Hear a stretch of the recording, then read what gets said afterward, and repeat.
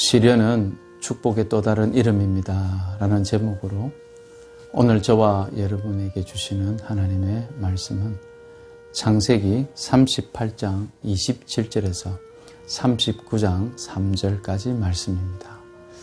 제가 하나님의 말씀을 봉독하겠습니다. 여러분 옆에 성경이 있는 줄 압니다. 함께 저와 함께 말씀을 따라 같이 읽으시면 좋겠습니다. 다말이 몸을 풀 때가 되었는데 태 안에는 쌍둥이가 들어있었다.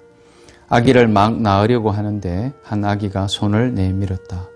산파가 진홍색 실을 가져다가 그 아이의 손목에 감고서 말하였다. 이 아이가 먼저 나온 녀석이다. 그러나 그 아이는 손을 안으로 다시 끌어들였다. 그런 다음에 그의 아우가 먼저 나왔다. 산파가 어찌하여 내가 터뜨리고 나오느냐 하고 말하였다. 그래서 이 아이의 이름을 베레스라고 하고 그의 형 곧 진홍색 실로 손목이 묶인 아이가 뒤에 나오니 아이의 이름을 세라라고 하였다.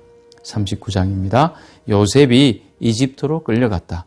요셉을 이집트로 끌고 내려간 이스마엘 사람들은 바로의 신하인 경호대장 이집트 사람 보디발에게 요셉을 팔았다. 주님께서 요셉과 함께 계셔서 앞길이 잘 열리도록 그를 돌보셨다. 요셉은 그 주인 이집트 사람의 집에서 살게 되었다. 그 주인은 주님께서 요셉과 함께 계시며 요셉이 하는 일마다 잘 되도록 주님께서 돌보신다는 것을 알았다. 아멘. 살아가다 보면 기적 같은 일이 일어났으면 하는 시련의 시간들이 있곤 합니다. 도저히 자신의 힘으로 또 능력으로 상황을 종결시킬 수 없게 된다라고 생각이 될 때에 우리는 이 일들을 단숨에 반전시킬 수 있는 또 역전시킬 수 있는 그런 일이 일어났으면 하고 바라게 되는 것 같습니다. 코로나 때문에 요즘 작금의 상황들은 무척이나 힘들지요. 그래서 우리는 내일이라도 당장 코로나가 종식이 되고 일상으로 돌아갔으면 하는 그런 기적 같은 상황들을 꿈꿔보기도 하는 것 같습니다. 성경에는 이처럼 눈앞에 닥친 우리 힘으로 해결하기 어려운 사건을 단숨에 해결해 주시는 놀라운 기적들이 등장합니다. 예를 들어서 출애굽한 이스라엘 백성들 앞에 나타난 홍해는 그들을 뒤쫓고 있었던 애국 병사들로 인한 그 절박함, 그 어려운 상황, 그 상황을 홍해 바다를 가르심고 그 바다 한가운데를 이스라엘 백성들만 건너가게 하심으로 해결해 주시고 또 광야에서 목이 말라 부르짖고 울부짖는 이들에게 바위에서 물이 솟아나서 해갈하게 하시고 먹을 것이 없어 굶주리는 이들에게 만나와 메추라기를 통해서 그 굶주림을 40년 동안 해결해 주시기도 하고 하는 그런 기적을 베푸신 그런 내용들이 등장하는 것을 우리가 알게 됩니다. 그러나 성경은 이러한 기적을 통한 하나님의 은혜만을 다루고 있진 않다라는 것을 잘 아실 겁니다. 하나님의 사람들에게도 시련이란 예외 없이 찾아오고 그리고 이 시련과 그 시련이 주는 어려움을 통해 그저 그것을 고통으로만 남기지 않으시고 그 힘든 고통의 시련의 시간을 통해 하나님은 당신이 예비하신 보석과도 같은 은혜를 경험하게 하심으로 하나님의 뜻하시는 바를 이루어가고 계시다는 것을 우리들에게 말씀하십니다. 저도 길지는 않지만 짧지도 않는 그런 시간을 인생의 시간을 보낸 것 같습니다. 그 시간들 속에서 왜 이렇게 힘이 드는가? 또 하나님께서 왜 이런 힘든 일이 내게 닥치게 하셨을까? 때로는 괴롭고 때로는 이해할 수 없는 상황 때문에 몸부림쳤던 시간들이 생각이 납니다. 그런데 그 고통의 시간이 제게는 아픔으로만 남아있지 않음을 분명하게 알 수 있습니다.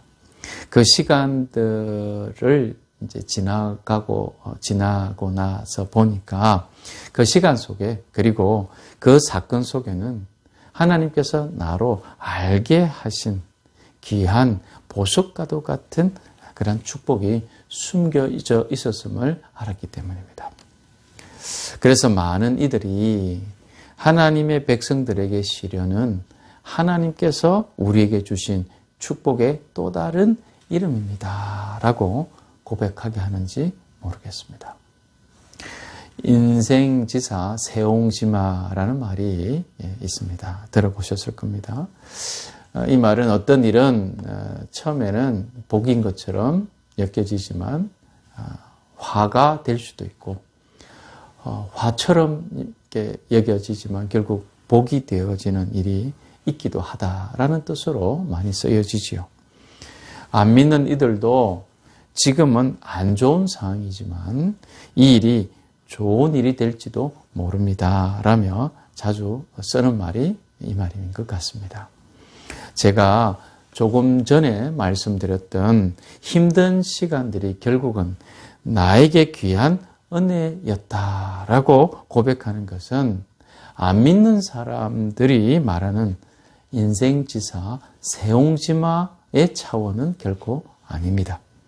우리 믿는 이들에게 시련을 통해 경험하게 되는 하나님의 귀한 은혜는 단순히 안 좋은 일이 결국에는 좋은 일이 되었다라는 문제가 아니라 그 은혜를 통해 나를 향한 하나님의 계획하심을 발견하게 되고 또 그것이 하나님의 놀라우신 일을 이루셨다라고 고백하게 하신다는 겁니다. 곧 하나님이 주시는 복이 가장 잘 드러나게 되는 것은 바로 시련의 과정을 지나온 믿음의 사람들의 삶의 고백을 통해서다라고 저는 확신하는 겁니다.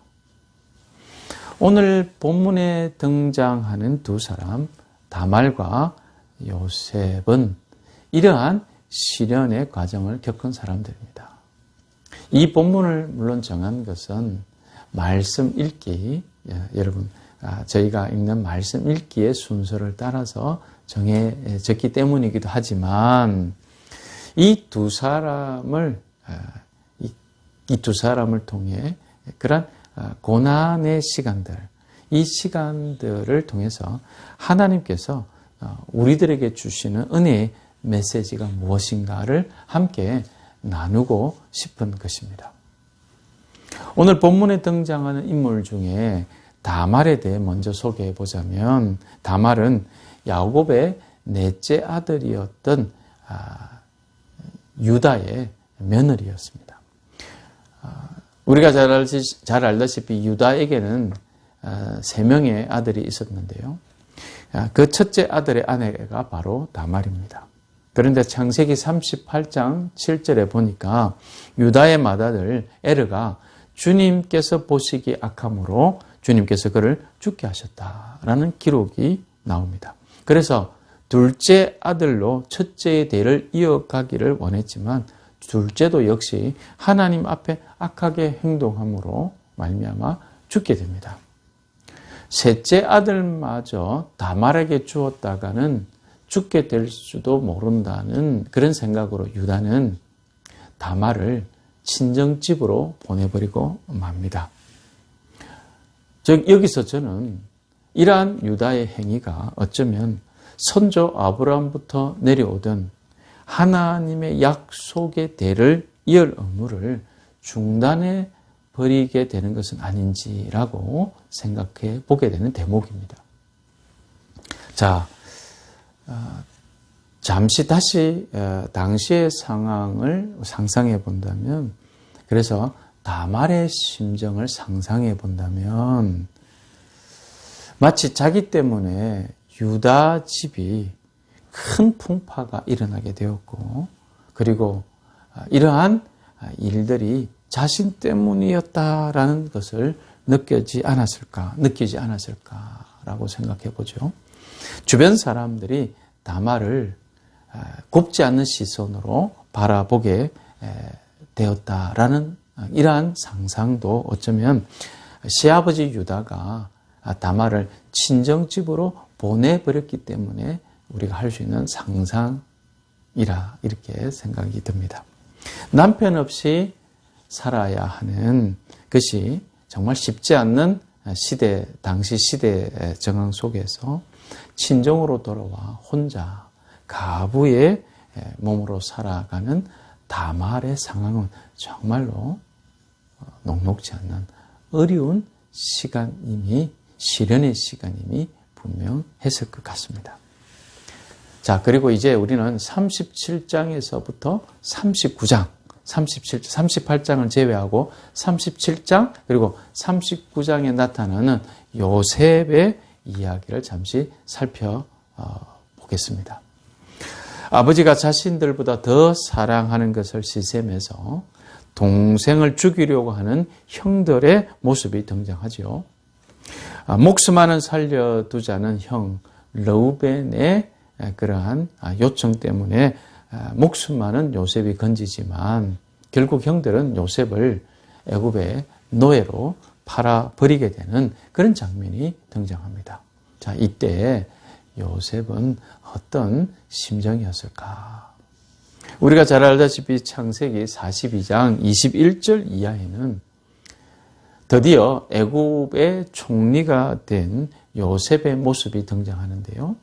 이 장면에서 총리가 된 요셉 앞에 요셉이 총리가 된 것을 알지 못하고 요셉 앞에 꿇어있는 머리를 조아리는 형들이 등장하고 이 형들이 서로에게 말하는 그러한 내용이 기록되어 있습니다. 이렇게 서로 말하고 있죠. 그들이 서로 말하였다. 그렇다. 아우의 일로 벌을 받는 것이 분명하다. 아우가 우리에게 살려달라고 애원할 때 그가 괴로워하는 것을 보면서도 우리가 아우의 애원을 들어주지 않은 것 때문에 우리가 이제 이런 괴로움을 당하는구나. 여기서 아우란 요셉을 말합니다. 10년이 훨씬 지났는데도 자신들에게 살려달라고 괴로워하며 애원했던 자신들의 동생 요셉의 모습을 그 형들은 기억하고 있었다는 거죠. 형들에 의해 노예로 팔려가던 그 순간 요셉이 얼마나 두려웠을까를 짐작해 볼 수 있는 대목이 바로 여기에 등장하고 있죠. 이런 엄청난 일을 꾸민 형들에게 요셉은 살려달라고 울며 애원했지만 결국 애굽의 노예로 팔려가게 되었던 거죠. 자신을 그렇게 팔아넘긴 사람들이 바로 형들이라는 것은 요셉에게는 말로 다 할 수 없는 큰 고통과 짐과 슬픔이었을 것이 분명합니다. 요셉과 다말의 고통과 시련이 아까 말씀드렸던 것처럼 평범한 사람들에게 결코 일어나는 그런 일은 아니라고 할지라도 여기서 중요한 것은 시련의 깊이와 종류만 다를 뿐이지 누구에게나 시련은 찾아오는 숙제와도 같은 것이다 라는 사실이죠. 즉 우리가 각자 처한 상황에서 우리는 누구나 각자의 시련을 마주칠 수밖에 없다라는 겁니다. 누구의 시련이 크고 작고 깊고 또 중요하고 그런 것은 중요하지 않습니다. 다만 실현의 힘든 시간을 겪는 이들은 모두가 고통스러운 시간을 지날 수밖에 없다는 것입니다. 하지만 저는 말로 다 할 수 없는 고통의 시간들을 보낸 다말과 요셉의 삶에서 저와 여러분이 발견했으면 하는 은혜가 믿는 대로 사는 삶의 모습에 관한 것입니다. 사람들은 각자가 믿는 대로 살아갑니다. 자신이 믿는 대로 살아갑니다. 자신이 중요하다고 여기는 것을 믿고 살아간다는 거죠. 하지만 여기서 중요한 것은 무엇을 믿고 살아가느냐, 무엇을 믿느냐라는 것입니다. 저와 여러분은 지금 무엇을 믿고 살아가고 있는 사람들입니까? 우리가 믿고 살아가야 하는 것은 하나님의 말씀을 믿고 그 말씀을 쫓아서 믿는 대로 살아가야 한다는 사실을 다시 한 번 더 명심해야 하겠습니다. 어떤 사람들은 자신의 눈에 보이는 대로 쫓아서 살아가기도 합니다. 또 어떤 사람들은 자신이 하고 싶은 대로 그것을 쫓아 살아가기도 합니다. 하지만 믿는 저와 여러분에게 하나님이 요구하시는 것이 무엇입니까? 눈에 보이는 대로, 눈에 보이는 상황에 휘둘려서 살아갈 것이 아니라 원하고 바라는 것에 휘둘려서 살아갈 것이 아니라 하나님이 저와 여러분에게 약속하신 그것을 굳게 붙들고 그 믿는 바대로 쫓아서 살아가는 것이 중요하다라는 것입니다. 다말과 요셉의 경우에 있어서 그들이 어떻게 하나님을 섬겼는지 성경은 자세하게 말씀하고 있지는 않는 것이 사실입니다. 요셉은 꿈을 꾸었고 다말은 유다로부터 약속을 들었다는 것이 그들이 하나님과 어떠한 관계를 가지고 있었는지를 추정해 볼 수 있는 전부이죠. 이렇게 꿈을 꾼 것과 약속을 받은 것이 다말과 요셉에게 어떤 의미인지 실은 명확하게 나타나는 것은 아닙니다. 하지만 우리가 말씀을 잘 살펴보면 먼저 다말은 가문의 대를 이어가도록 하는 것이 하나님의 약속이라고 믿고 있었음을 분명히 짐작할 수 있습니다. 그녀가 가부로서 친정집에 어떻게 살고 있었는지도 성경은 자세하게 다루고 있지 않지만 가부의 옷이 있었고 그 옷을 입고 살았던 그녀의 정황을 우리가 받아들인다면 이 다말은 충분히 숱한 어려운 상황 속에 있었을 것이다 라는 것이 자명합니다. 경제적으로도 사회적으로도 이웃과의 관계에서도 결코 녹록지 않는 그런 시간을 다말은 보냈을 겁니다.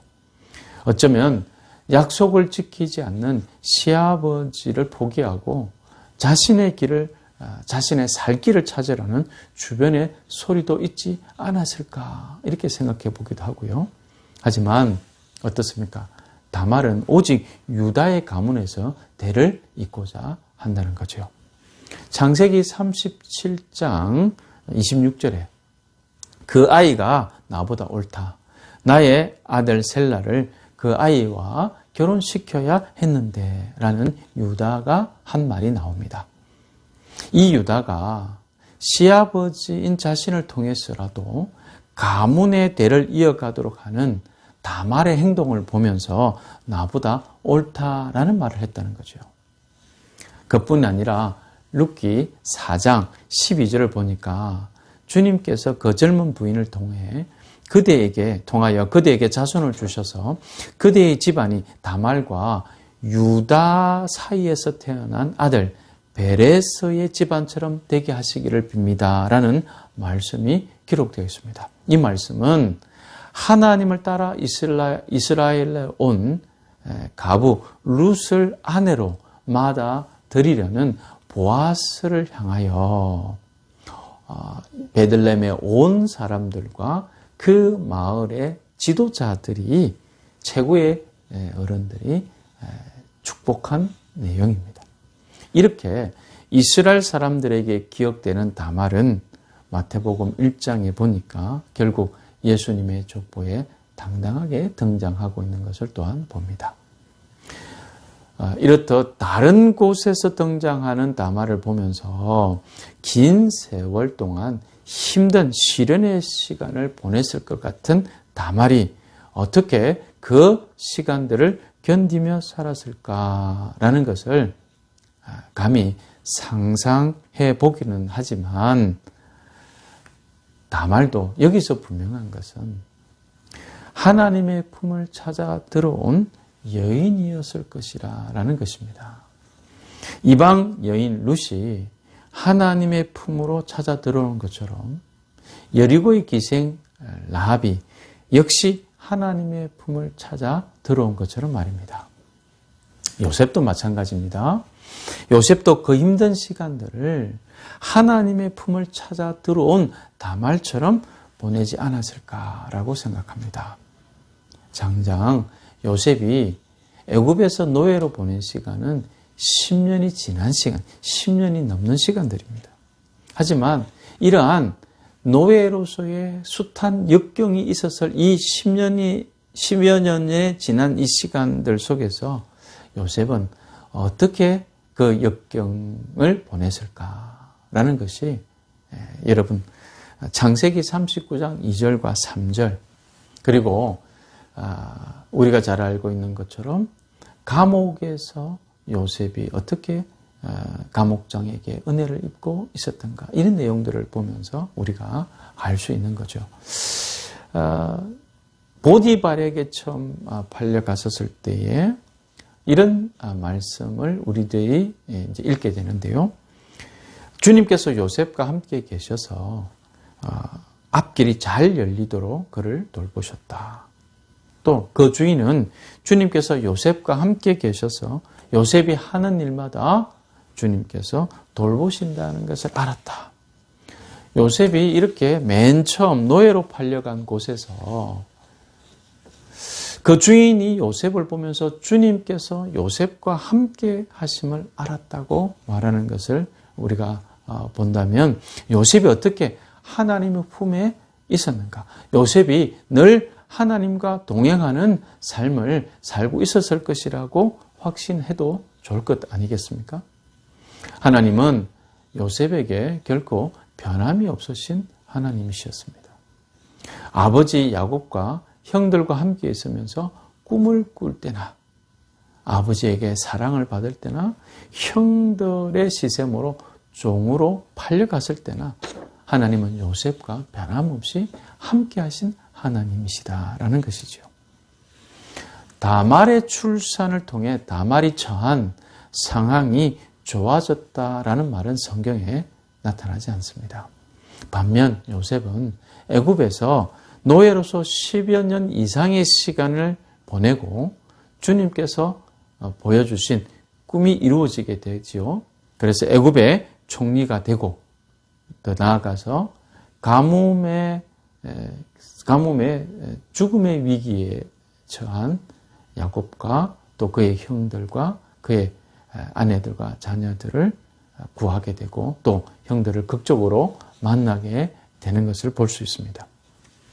여기서 우리가 기억해야 될 것이 있습니다. 요셉처럼 자신의 상황이 좋고 아름답게 바뀐 기적 같은 이야기들만 있는 것은 아니다라는 것을요.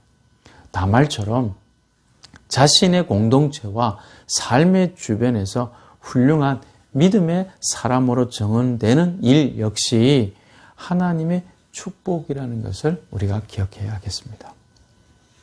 요셉처럼 하나님께서 높이 들어 사용하시는 축복을 허락하시기도 하시지만 이는 곧 좋은 상황으로의 변화에 관한 이야기에 우리가 주목하는 것으로 그쳐서는 안 된다는 사실을 명심해야 합니다.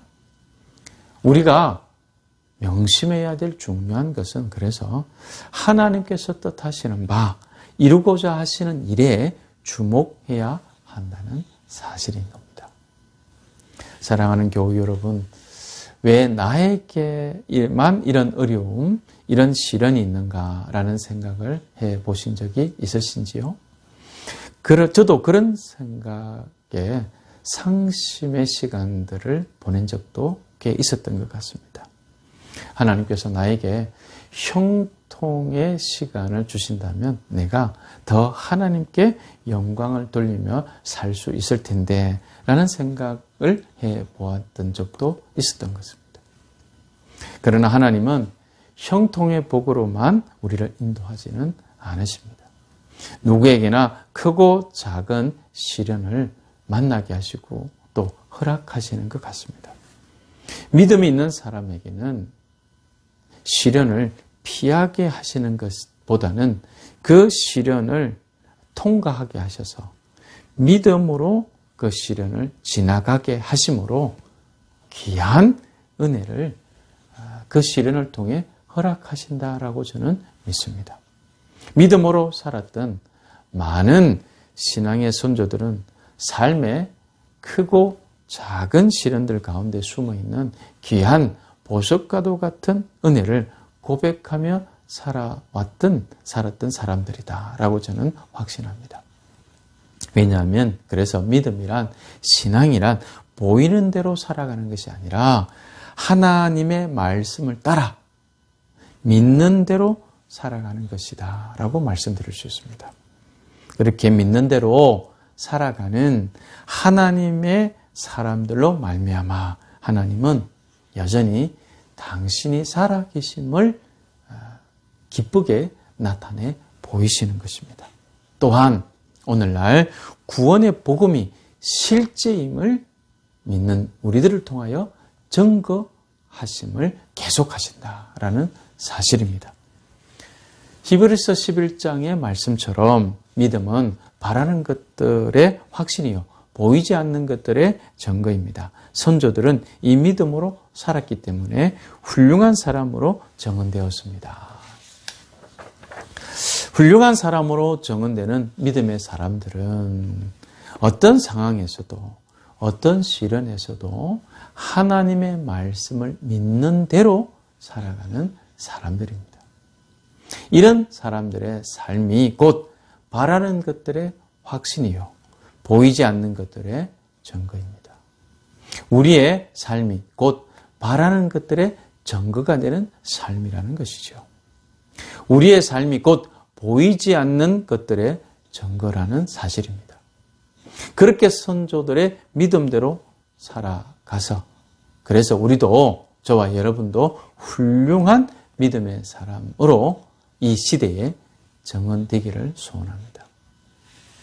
혹 힘든 시간을 지나온 분들이 우리 중에 계신다면 그 가운데 여전히 하나님의 은혜가 계셨음을 고백하시기 바랍니다. 혹 지금 힘든 시간을 보내고 계신 분이 계신다면 하나님의 말씀을 굳게 붙들고 하나님의 품에 거하기를 포기하지 마시기를 바랍니다. 앞으로 또 우리에게 시련이 혹 있을 수도 있겠지만 그럼에도 하나님의 품에 거하는 삶을 결단하고 꿈꾸시기를 바랍니다. 그런 저와 여러분들 모두가 오늘 말씀 속에 등장하는 다말과 요셉처럼 시련 가운데 숨어있는 하나님의 기적 같은 보석 같은 은혜를 누리게 될 줄 믿습니다. 사랑하는 교우 여러분, 다말과 요셉뿐만 아니라 성경의 그 많은 믿음의 선조들이 우리에게 보여주었던 훌륭한 본을 다시 한 번 더 오늘 말씀을 통하여 떠오르게 되시기를 바랍니다. 그리고 특별히 다말과 요셉을 통하여 보는 대로 사는 것이 아니라 하나님의 말씀을 따라 믿는 대로 살아갈 때에 시련은 축복의 또 다른 하나님이 주시는 은혜요, 선물이며 또 이름이 된다라는 것을 함께 확신하게 될 줄 믿습니다. 주님께서 저와 여러분들에게 함께 하십니다. 저와 여러분들을 통하여 하나님께서 영광 받으시는 줄 믿습니다. 함께 오늘 말씀을 기억하시면서 잠시 기도하는 시간을 갖고자 합니다. 잠시 기도하겠습니다. 기도하겠습니다.